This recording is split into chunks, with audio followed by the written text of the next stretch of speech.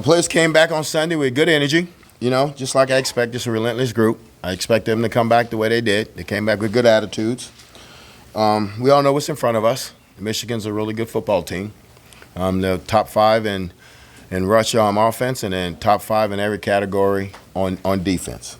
Okay, and we know what we're getting into. We know the task at hand, but it's an opportunity, and the ball's going to kick off on Saturday. Questions? Mickey, you guys have faced some pretty good running backs here the last couple of weeks, and now you got Blake Corum coming up. And Harbaugh was saying yesterday he's the best running back he's ever coached. I guess kind of what's your take on him from what you've seen? No, he's a really good player. He's probably one of the top backs in the country. I think he's getting Heisman votes right now. But if you watch the film, he runs low to the ground. He runs with violence, and then he has a really good burst. So when he sees it, and he busts through the hole. But he's a really good football player. Mickey, did Casey Thompson practice today, and what's his availability? No, we held Casey today. Just trying to still be day by day with him, but we held him today. No reps today. Mickey, how do you kind of get the team to not look at this as much as a big challenge, but as a big opportunity? I'm sure you don't have to do much, but how do you kind of get that mindset with the team? We talked to him about having a lot of pride, about not being broken, and to continue to fight, and that we start something and we're going to finish it. And along the way, it's going to be some adversity, but we got to bow our neck and we got to play football. It's the only way you can approach it right now. But like I said, it's a good group of kids. They're not going to quit. If Casey is out, do you go with Logan this week based on the end of the game last week? I'm gonna make a decision probably Thursday after I watch them both practice, because I gotta watch them both practice, and see which one's performing the best. But right now, I'm looking at both of them right now. How do you balance sort of the human side of that quarterback juggling? Is it sort of a tough love deal, or you put your arms around him? How do you approach it? Well, you got to put your arms around them. It's tough on them because you're asking kids that's been backups. Logan's probably had more success being a backup that he did it last year. Trevor did a little bit at Florida State, but you got to put your arms around them and give them some support and show that you believe in them, because they're in a tough situation. With Miles' situation, who do you then turn to after him in terms of safety depth? Well, we have Phelan back there. We can get Singleton back there. And on Miles' situation, Miles, he made a mistake. He made a bad mistake, and we don't condone that. We always talk about protect the football team, and he didn't. And he will be suspended this week, and we'll reevaluate him after this week. But it's something that you can't do. I mean, that's not smart. And we always say protect the team. And I'm very disappointed in Miles. And Miles he's gonna make this right. He's gonna do some things to get back in good grace with this football team. But we're not gonna condone that. That's bad. That's a bad situation. He understands. He's a good kid. He made a mistake, but we can't make mistakes like that. With the quarterback evaluations, how do you balance like what you're seeing in practice with what you've seen on the field so far? Well, who's making the throws? Who's getting us in the correct run plays, and they're competing right now. And we'll look at each practice and say, okay, he performed really good this day. He performed really good this day, and on Thursday we have to make a decision. So we'll just look at their reps. How is Logan practice? That you mentioned after the game, like maybe he wasn't as consistent practicing. Has he been more of a gamer than he's been in practices, or how would you describe him? You're right. I think Logan's more of a gamer, but he's got to practice better. And he understands that. And Logan is really going to attack this week, trying to be a better practice player. That's his goal this week. Mickey, would you rule out Casey at this point? Right now, just looking at him today, I probably will rule out Casey. If he don't go by tomorrow. If he doesn't go by tomorrow, I'm gonna have to rule him out. I mean, I look at these kids as my sons, so I'm not gonna put them out there if they can't go. And with Casey, like I said, Casey's gonna say he's feeling better, but I gotta be smart with Casey and not put him out there if he can't perform at a high level. Is the issue gripping the ball with him? I think it's more gripping the ball right now. Still got a little nerve damage in his pinky.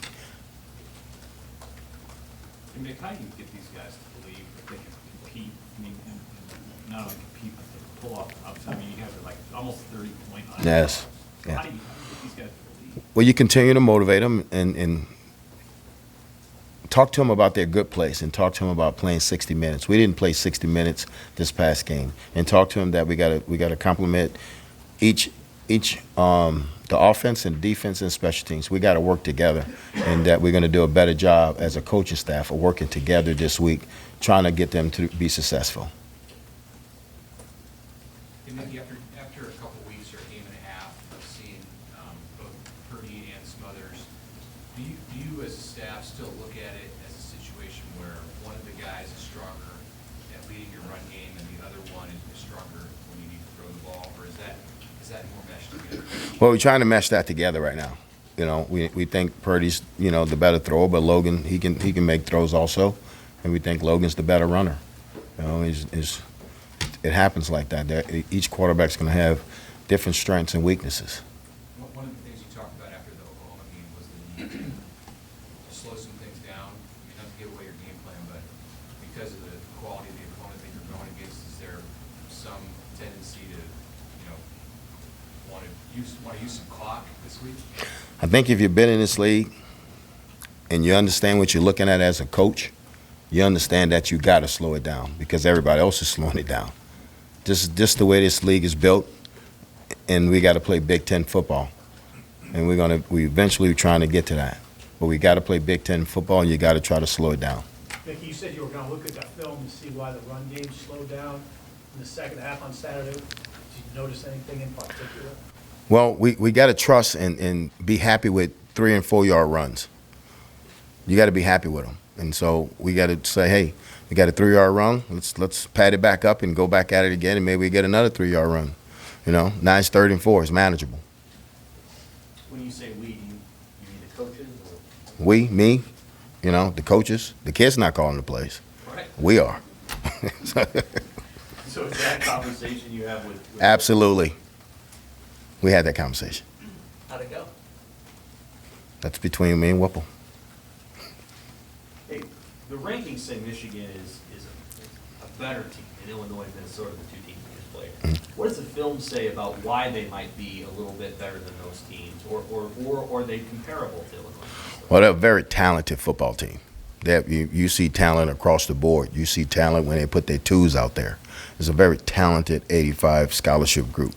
And I think they're probably the best team that we're going to face this year for as talent-wise. But they're well coached. You know, Harbaugh does a really good job. They're well coached. They're a tough team. They do a lot in the run game. They do a lot on defense. And they got a high football IQ football team, and they're an older football team. So you're dealing with a really good, solid football team this week. Is there anything horrible from last year's game? When Nebraska came really close to beating a really good team last year? Well, I usually watch the last game that they played last year. I usually watch it on Thursday, so I didn't watch the game last year. Mickey, kind of off the football topic, but the NCAA the last couple of years has kind of made a push to try to get, athletes voting. Is that anything you guys talk about, such today's election day? Yes, we brought Dr. Cheddars in last week, and we talked about voting. What's the message on that? Get out and vote.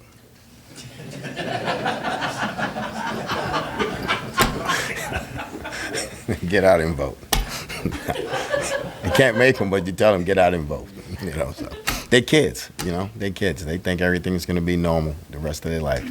They're having fun. Anything else? What's your running back situation look like after Anthony? Will you get Gabe back this week? Yeah, Gabe practiced today. Gabe looked good today. We worked him out yesterday. Just the trainers just running through some things, and he looked really good today. But he's a turf toe, and I had turf toe before, and that's a tricky injury. That they can come and it can go. But he practiced today. Nick, how important is communication, especially losing Miles in the back end? He did a lot of that. I have everybody up in their level to make sure that the calls are right and the position is okay. Well, Buford's capable of getting it done, lining everybody up. And Luke's out there. Luke, screaming. You have a lot of hand signals that we can communicate. We lose a lot with Miles. But Buford can handle that situation.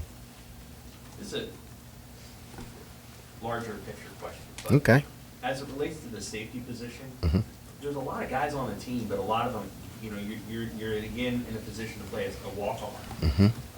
Is there something there that you feel like needs to be recruited differently or developed differently so that there's more of the scholarship guys are getting a chance to, they're on the field because they're ready to play and they're playing well? Yeah, and it goes back to when you're out recruiting. You got, I think when you go in a portal and you go get a junior college kid, that you got to vision them as starters. Something like free agency. When you go to the Saints and you pull a kid to the Falcons, he's coming in, he's going to be a starter. I think a high school kid, you can look at him and say, okay, I'm going to develop him in 2 years. And that's the big thing about once you recruit him, we got to keep him in the program. We got to keep him here. That's what everybody in the Big Ten's doing. They're keeping their kids here, and now their kids are, with the COVID, fifth year juniors, 6 year seniors. We got to get to that. We're a young football team right now, but we got to get to that, and it goes back to recruiting, but it also goes by when they get here that we start developing them and keep them in. You can't develop them if they're not here, but we got to keep them here. Mickey, have you ever been on a team that was a 20 or 29-point underdog, and how do you kind of? You talking about when I played? As a player, as a coach? Absolutely not. No. Never been underdog like that, But it happens, It happens. What does that say? I mean, when the odds makers take you guys at that? I don't know. I mean, it means they think they're 4 touchdowns better than you. That's what they're saying, But you still got to kick the football off. You still got to kick the ball off. We got to go out. We got to play at a top level. We got to, like we said, we got to play 60 minutes. But we're not going to back down. We're not going to back down. We're not going to say, oh, we're going to throw the towel in. These kids won't do that. These coaches won't do that. We're not going to do that. Is there something that, I know Caleb said after the game he wishes his defense had put together 4 quarters, but is there something to be taken from that game against Minnesota, kind of how the first 2.5, 3 quarters went, or 2 quarters? Yeah, and Caleb speaks his mind, and he wanted to make sure we play 60 minutes as a defense. The defense played lights out, but we can help the defense also, but we got to continue to try to play 60 minutes of football on all 3 phases. Mickey, what's your point of view on Harbaugh? You guys are kind of somewhat close in age as contemporaries, as college quarterbacks, and watched his career, and what do you think of the job he's done in Michigan in 7 years? Well, I think he's done a great job. He was a really good quarterback in the league, and he's a really good football coach. His brother's a really good football coach in the Ravens. My brother, Vance, knows his brother. So it's something like my family. It's a football family. He does a really good job. I had a chance to meet him in Birmingham, Alabama when I was at LSU. He was a great guy to talk to. But he's got a really strong football team, and it's because he's a really good football coach, and he's real organized, and he preaches toughness. And they're tough. You can watch it on film. They're a tough football team. You see the way he built at Stanford with the Niners here, some similarities that seem to be just physical play, running the ball, stopping the run. Are those, what's your perspective on that? Well, I think that's the way you have to build your football team in this conference. I think you got to be able to run the football, you got to be able to stop the run, but it's still got to be physicality. And I think he's done a really good job of doing that. He started at Stanford, like you say, went to the 49ers, then he went to Michigan. So he has a really good philosophy of what he wants to do, and he's been successful with it. Take your hat off to him.